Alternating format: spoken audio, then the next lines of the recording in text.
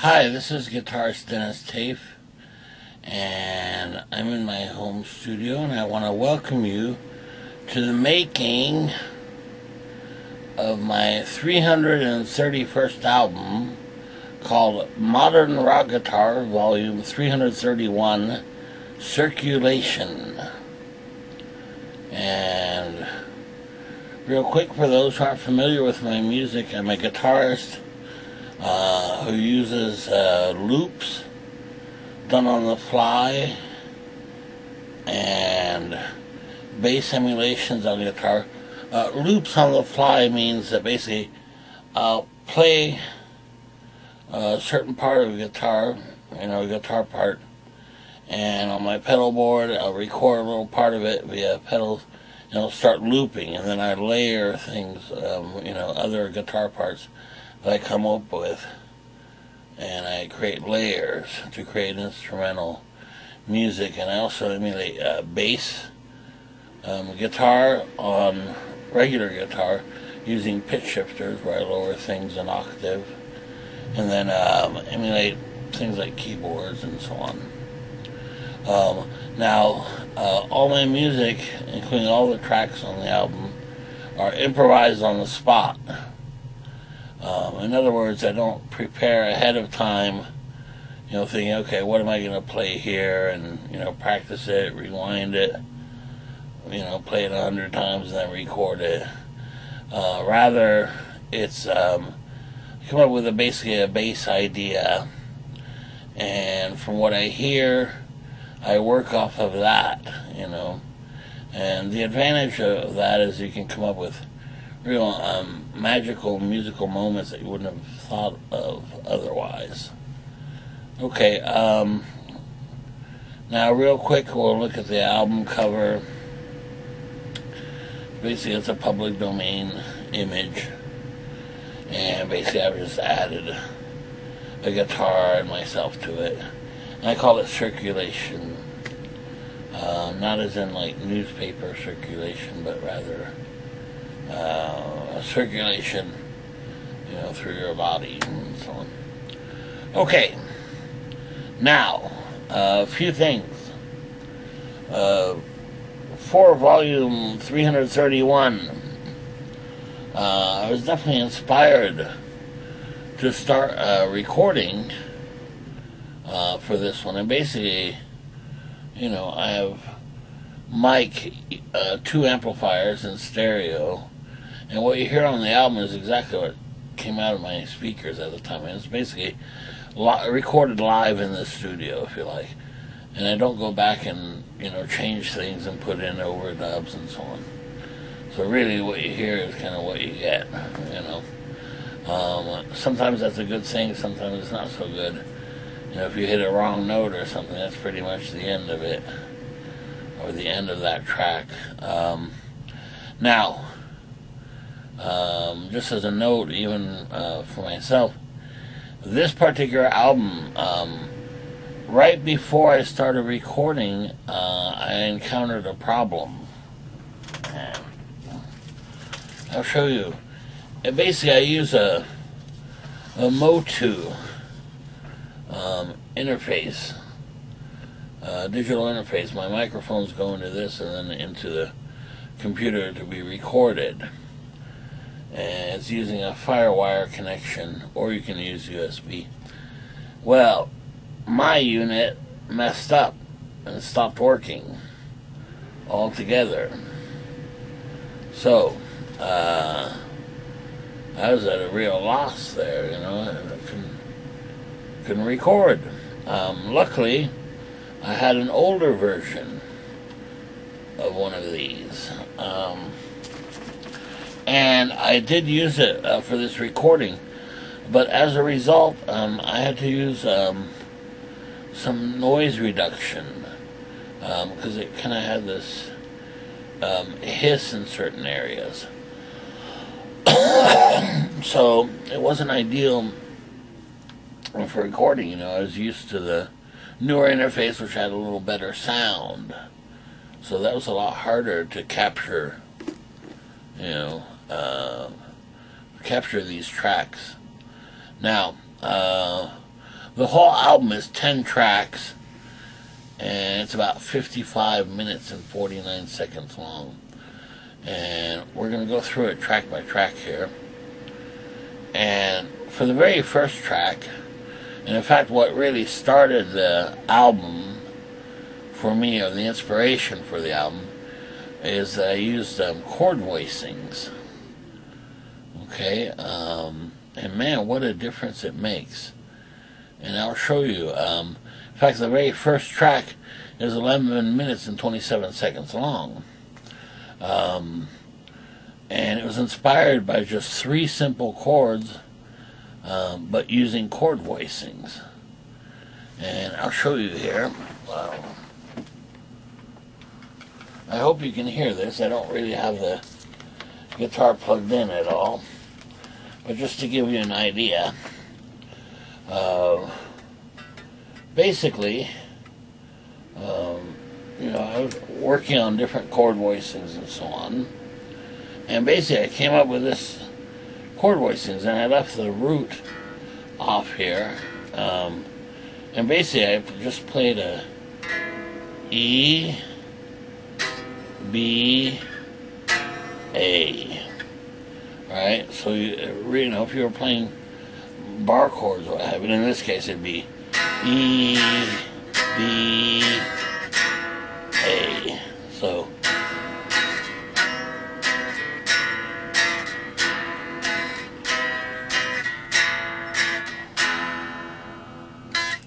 okay, but as you'll hear in the recording with chord voicings, instead I left off the root note of these voicings in it, so it gave you a different fingering. And I used this open string, kind of as a drone, and you get this kind of thing.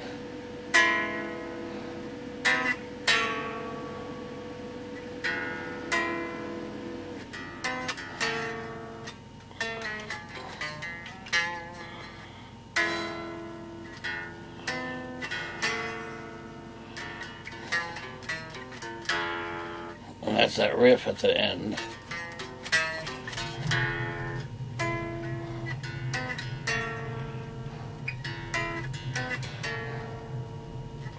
Alright, so it's that. Okay. It really gave this track a different sound altogether, and then I basically worked off of that, just adding layers and so on. And that's how the album starts. So let's take a listen to that. And here it's those real simple chords, E, B, and A, major. And basically, I left the root note off. And here it sounded kind of like this.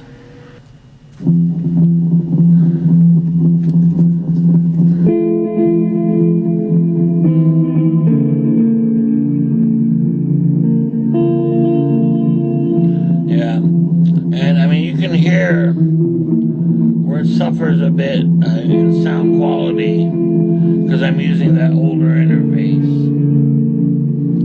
Luckily it's being replaced, so in future albums I won't be doing that, but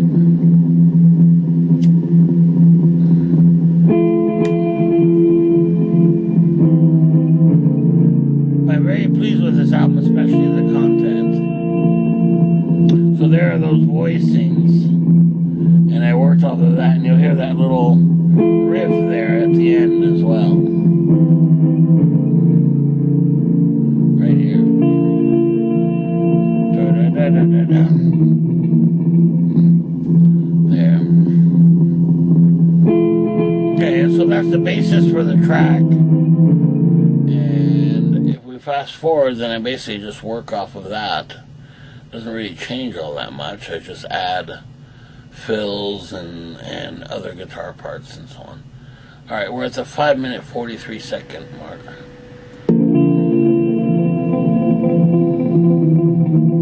Now there's some pattern playing, separate guitar part, and the main chords are still going.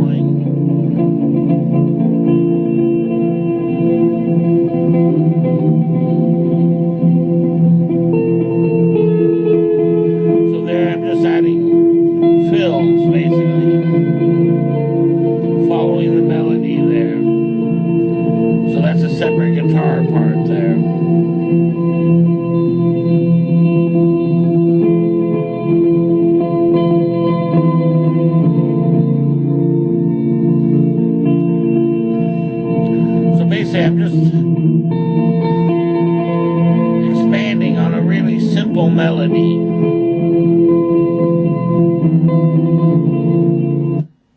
I really like that track. I just like the way those chords sound.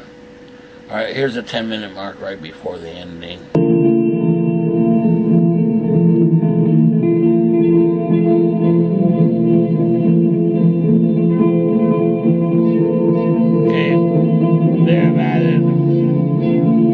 Keyboard part.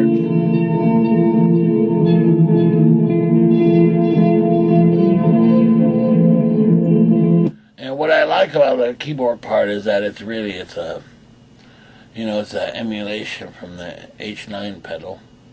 Makes it sound like a keyboard, but a really old keyboard, which I really like, because it kind of reminds me of old 70s, 80s movie soundtracks, kind of a John Carpenter-ish, Tangerine Dream, Philip Glass, kind of, those kinds of things, Brian Eno, and so on.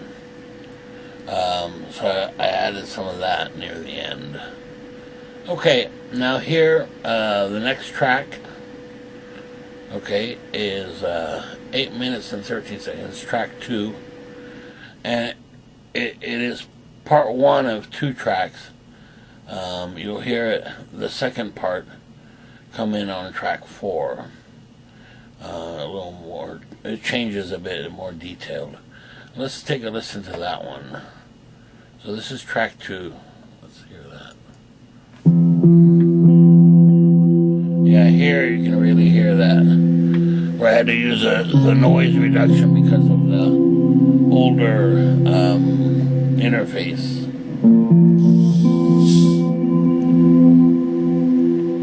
And there's definitely a darker mood here. Those are those Black Star amps that give you a real nice tube sound.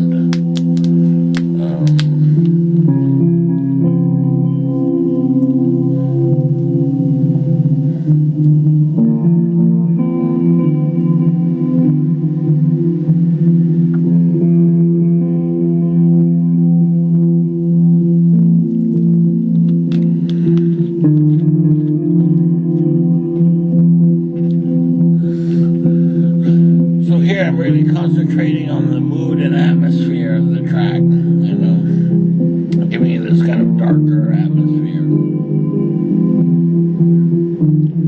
So there you've got a main theme with those kind of open chord voicings there, and then you've got a repeating pattern above that.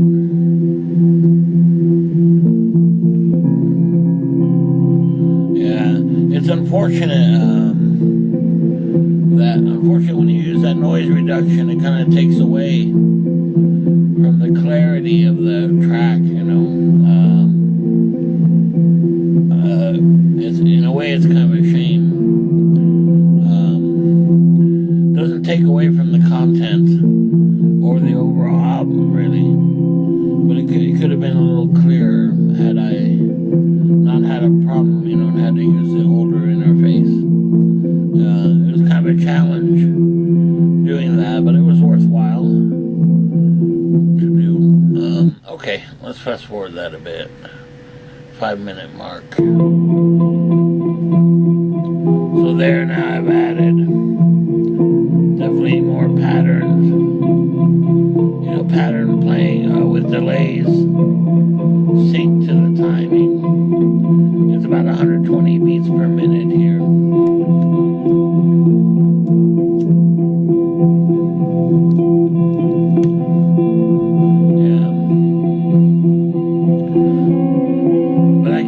Noise reduction, definitely.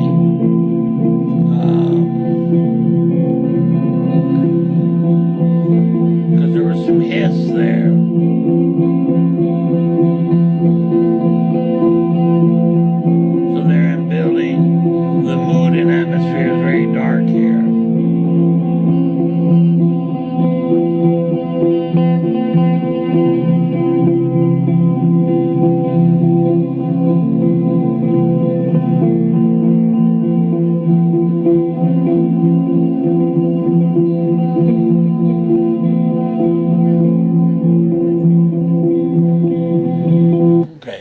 track 2.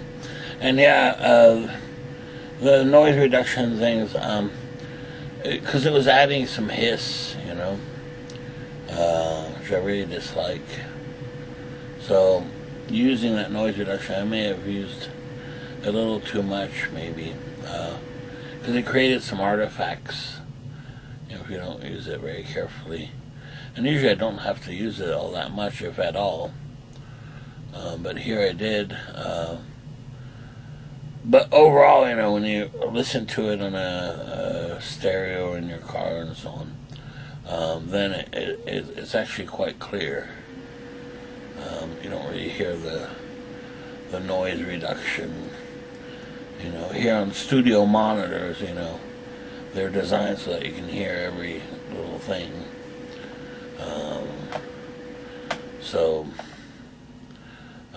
Anyway, it was a kind of a compromise, you know, but the content was very important to me, and also that you know, when I play the whole album and listen to it, you know, that's an enjoyable experience. You know, I'm not sitting around when I hear the whole album going, oh, that noise reduction, it's ruining everything. You know, it's not like that at all. Okay, now here's track 3. And track 3 is actually a 2-part track as well. There's track 3, and then it comes back, and track 7 is part 2. And then there's also, it's a 3rd part, track 9. However, you'll see that they do change very much, and they are very different. But here's one. Now, the idea with this one was to use that keyboard emulation. But rather than a droning keyboard, you know, try to really, you know, use it in a active way, you know, so that it has some movement and creates the basis for the track. So this was kind of fun to do, you know, playing it on guitar and having it sound like a keyboard, and we'll hear that, and you'll hear it. Here we go, and this is the sound I came up with here, you know, and this is playing octaves, doing bends, and so on.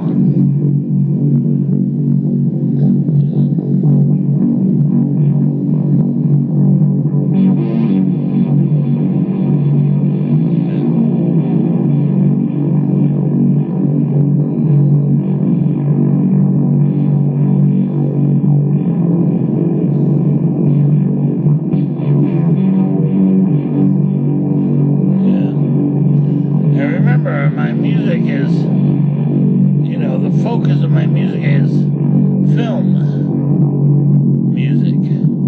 So I could definitely hear this,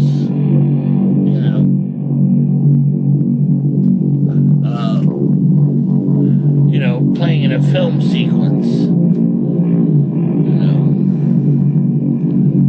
And so that was the idea behind this track, you know.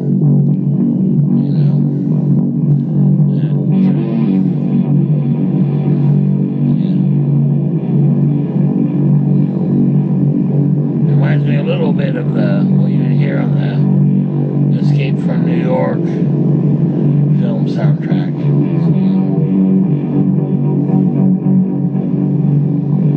That right there was another layer, a different keyboard preset that goes na-na-na right here, you hear it. So try to add that in kind of as a special effect here.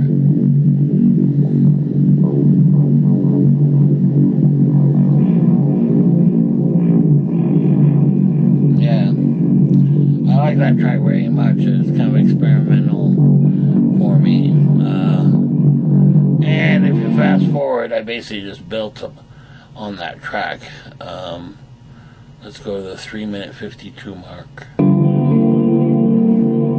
Okay, now here, this is kind of fun. I put layers of just clean delayed guitar over it.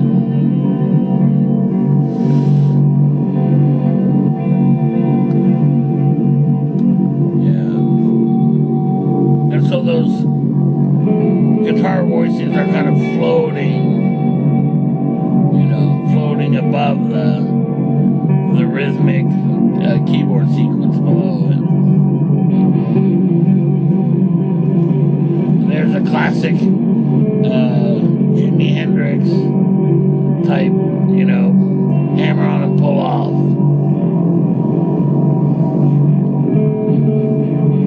And there's some chord voicings with delay. Yeah, I really like that track. It works out well.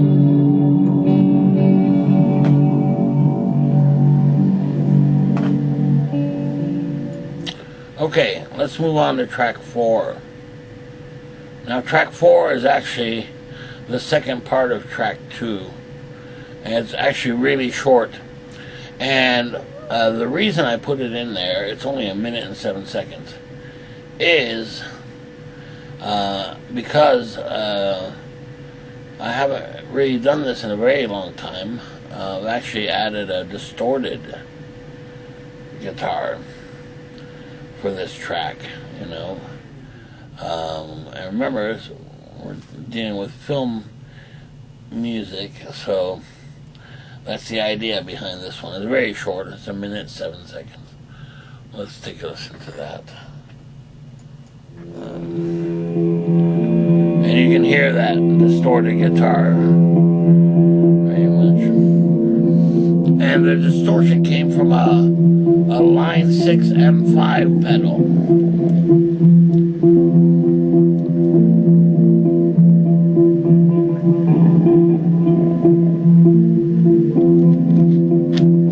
So there I'm just doing some, you know, taking my pick and scratching it along the string there.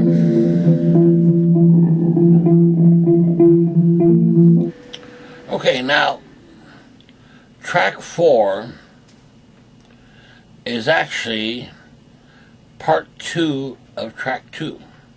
And yet, it's only 1 minute and 7 seconds long. But here's what's different about it, is I actually used a distorted guitar with distortion. And I haven't done that in a very long time. So it's kind of interesting to blend that with this kind of film music. And so let's take a listen to that. And there you can hear the distorted guitar.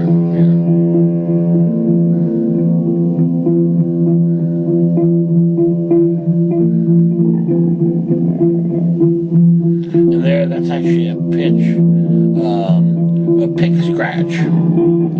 I just took my pick and scratched it along the string for an effect, you know.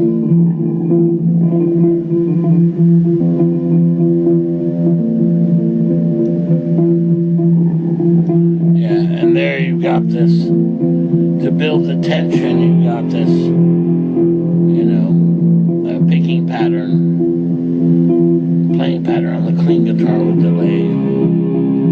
And so here's a distortion, which was, by the way, was created with a line 6 M5 pedal. Pretty simple, but definitely creates that mood, you know, that mood and atmosphere. Now, let's go to track 5, and track 5 is also 2 parts, which are track 5 and track 8. But for right now, we're going to hear the part 1 of track 5, and it's about 5 minutes long. Let's take a listen to that.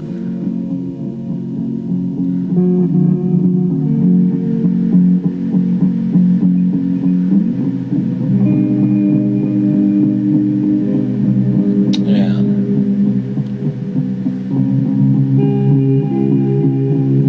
So here, basically, you've got a rhythm guitar, you know, playing at the bottom, and then for each chord, you've also got above it a layer of chords, clean chords, and then I put little fills in between each chord that I'm playing.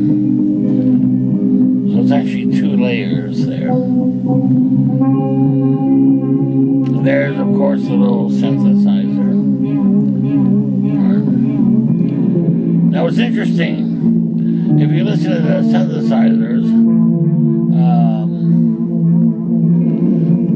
I think I hit a knob on one of the pedals that I use, and so it changed the trail of the keyboard. And if you listen to the end of it, it kind of goes wah, wah, wah, wah, wah, wah, wah, wah. Listen, right there.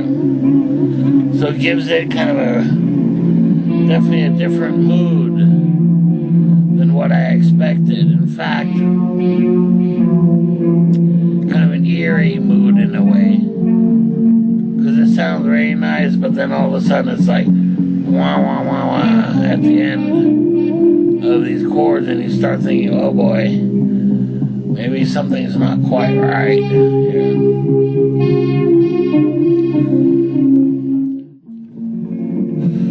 Which again would be perfect for a film sequence.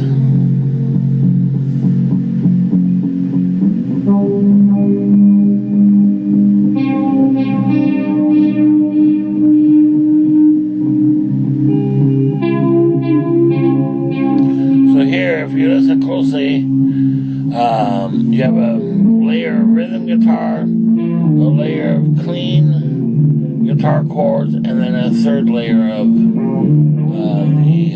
keyboard sequence. Yeah.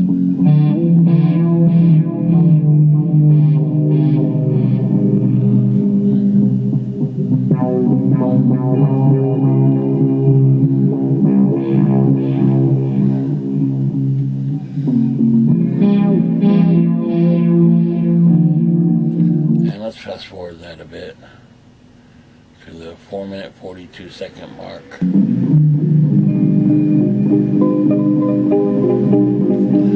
So there in the pattern plane, I actually added an arpeggio right there, an arpeggio sequence.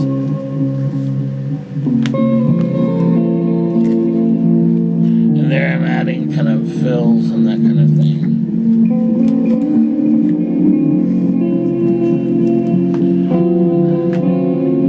So they're kind of chord voicings and little solos and so on. Okay, let's move on to track 6.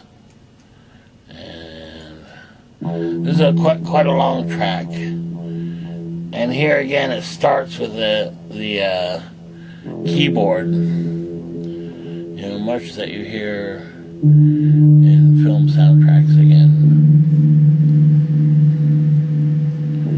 So this is all about creating moods and atmosphere.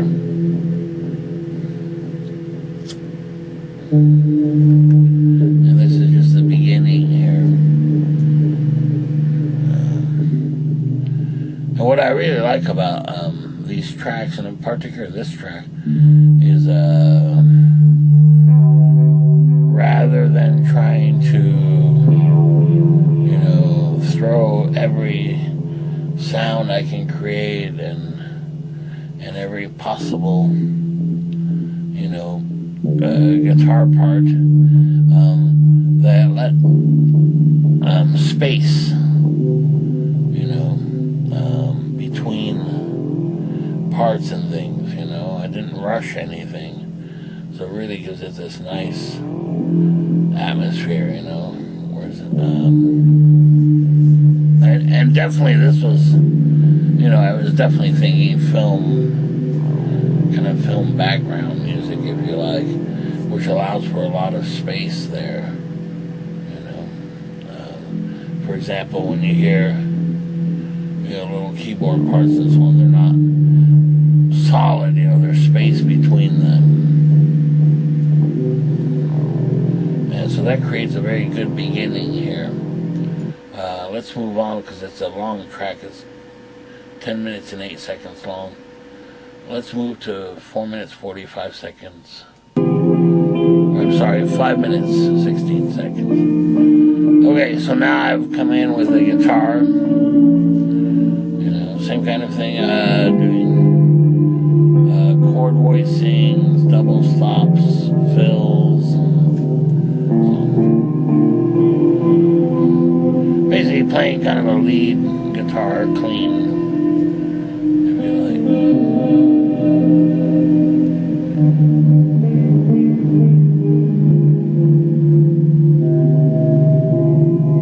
Oh, now, one sound that I recognize there is what I call the cello sound. Man, it's my Yo-Yo Ma sound, if you like. Basically, it's a real low-pitched sound with a lot of reverb and so on, and it ends up making your guitar kind of sound like a cello, you know. So I've added some of that. Now here comes some of this pattern playing here. And it starts out pretty subtly. And here we'll fast forward it to the 8-minute 12-second mark. So there, now it's interacting with that clean guitar part.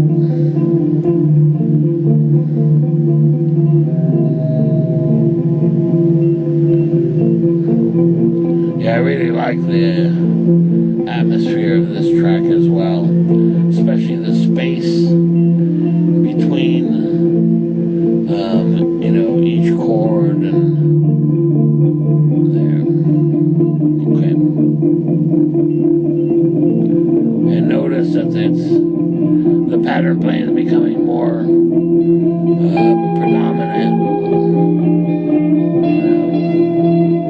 And there I'm using octaves, kind of a Wes Montgomery technique, you know.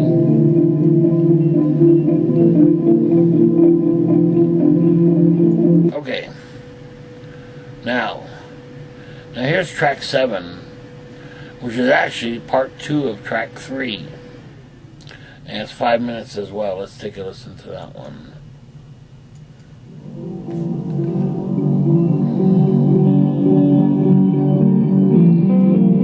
Now this one, there's quite a bit going on.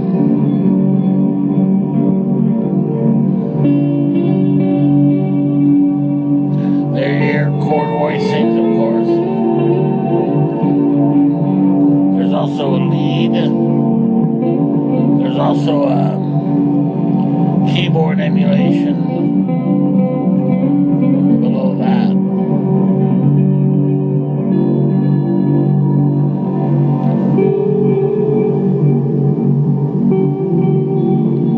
And there, if you hear, yeah, now there's a lead with a lot of reverb on it, and it keeps the tail of the reverb going.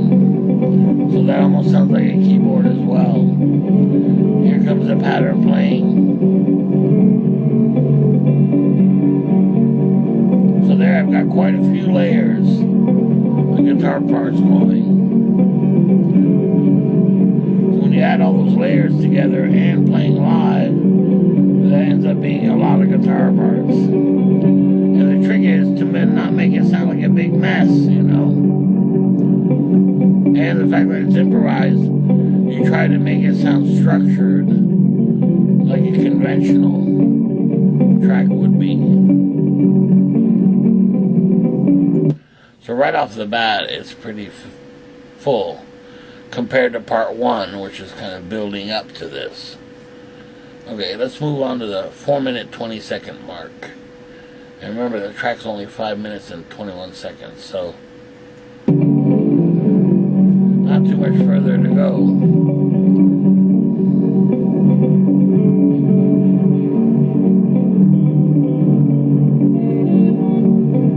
There's a little backwards guitar, kind of added as a filler.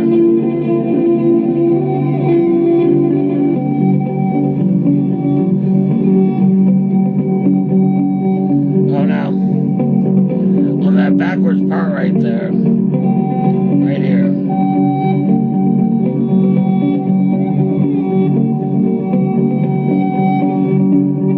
and really what I'm doing there is playing a note, sliding it up 12 frets to the octave and then back down, but then playing that in reverse, and it gives you that strange kind of sound to it, you know. A lot of this kind of thing is experimenting, seeing what kind of sounds you can get. Okay, now here's track 8. It's 4 minutes long, and it's actually part 2 of track 5. So track 5 is kind of building up the ideas and so on, and this is the culmination of all those ideas. So let's take a listen to that.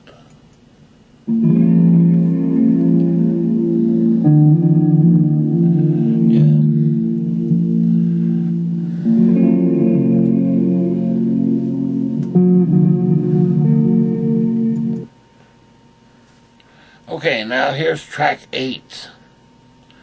And track 8 was basically supposed to be a slower tempoed track, right? Kind of a slow track, and also a little lighter in mood and atmosphere than some of the earlier tracks, which were kind of dark, you know, kind of for dramatic or horror movie or so on. So let's take a listen to that. And here I use some chords, like a major 7th chord and those kinds of things. You know, gives you that kind of softer sound, I guess. Be a good way to describe it. Here we go.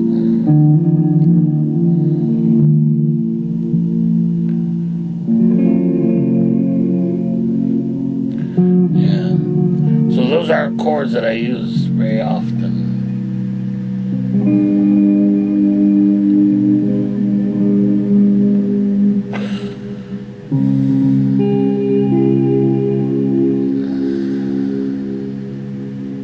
So that creates the main chord structure right there.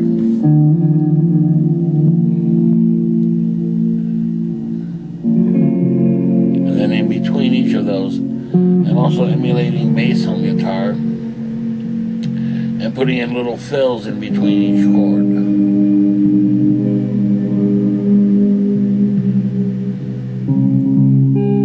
But yeah, you can see the tempo's real slow in comparison to the other tracks. Yeah, that's a real cool chord voicing I found. I'm using fretted notes and also open chords as well. Alright, and let's fast forward that to the 2-minute 53-second mark.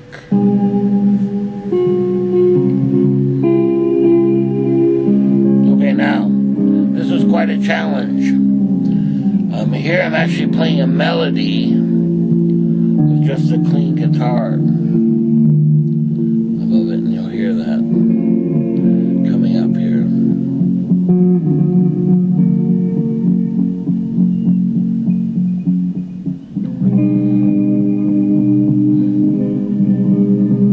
And I'm doubling the bass line with a repeating pattern right there.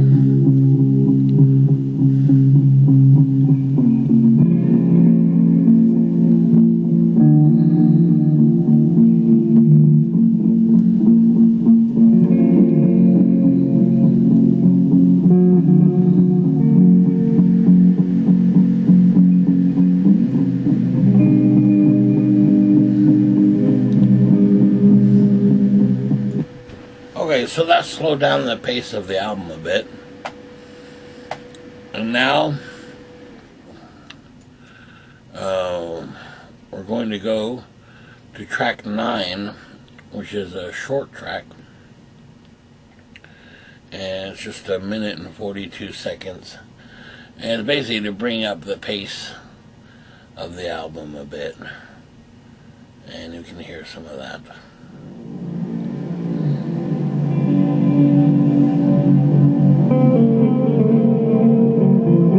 And it's actually part 3 of tracks 3 and 7.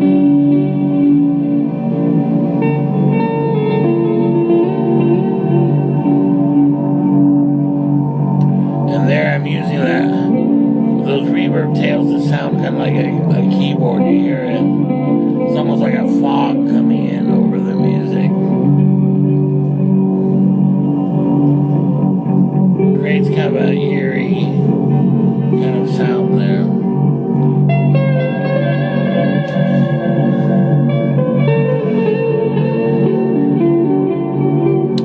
Just a clean lead guitar fill. Yeah, there you can really hear that. Those reverb trails. Right.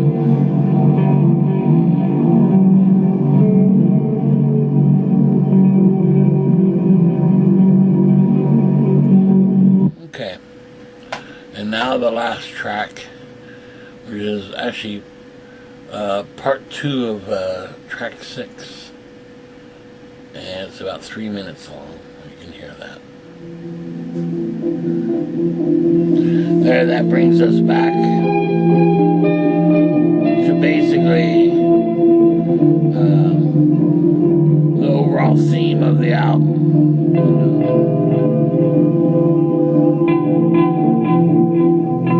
Now those are some harmonics I played there. So those are octaves, and then I put in some harmonics.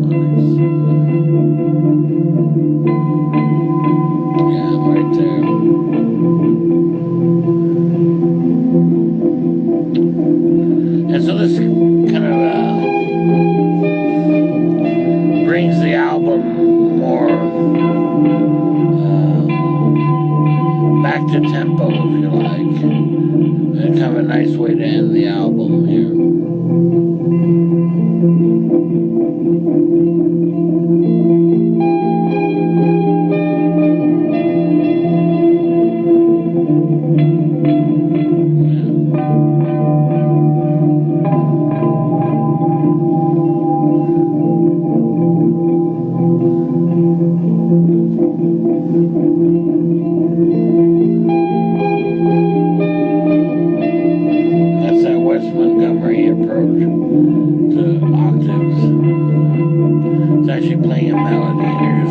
Instead of single notes, just playing an octave there for each note.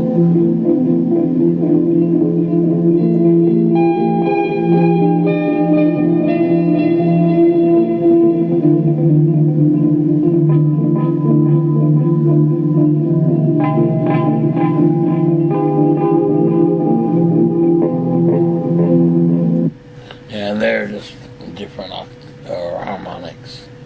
And that concludes the album Modern Rock Guitar Vol.331, Circulation. The content of the album I'm really, really happy with, musically. You know, I think there's a lot of really good musical ideas, and when you hear the entire album, it really is varied enough and flows very well from track to track. I suppose the only shortcoming with this album is I think definitely the audio quality of the recording suffered a bit, you know, because I had to use that noise reduction because of using the older interface. Now I'm not in a major way. I mean, I'm kind of nitpicking here, but you know, when you put it on a studio monitor, you can definitely hear it. Whereas, you know, when you put it on a decent stereo or, you know, in your car audio system or what have you, you really won't really notice that too badly. So I think that would be the shortcoming, but I didn't really have a choice here, you know, because it takes time to replace things like that, you know. So, and I had called the company about the audio interface, and they have a program where they'll replace ones that aren't working and so on, you know. I'm not sure why it just stopped working, but it did. So, but the inspiration for this entire album came from that very first track in those 3 notes, or 3 chords, I'm sorry. Chord voicings. That were just a simple E, B, and A. But once you, remove the root notes, and I kept the bottom, string as the root note, and it gives you a really interesting sound. And every time I hear it, it's just it does it for me. It's a sound I really like. It moves me, if you like. Just the overall sound of it. Yeah, so I'm very pleased with this album. And I've already done some recordings for my next album. So I'm going to take a listen to that and see if there are some good ideas there as well. I'm very pleased with the sounds that I'm getting now. Though, yeah, I really can't wait to get the replacement audio interface in. Because I'd like to get the sound quality as good as I can get it. This is okay, but it does, suffer a bit because of that. But, in a very small way, I guess. Alright, so that's the making of Modern Rock Guitar Vol.331 Circulation. And hopefully soon we'll see what Volume 332 has in store. Alright, see you next time. Bye.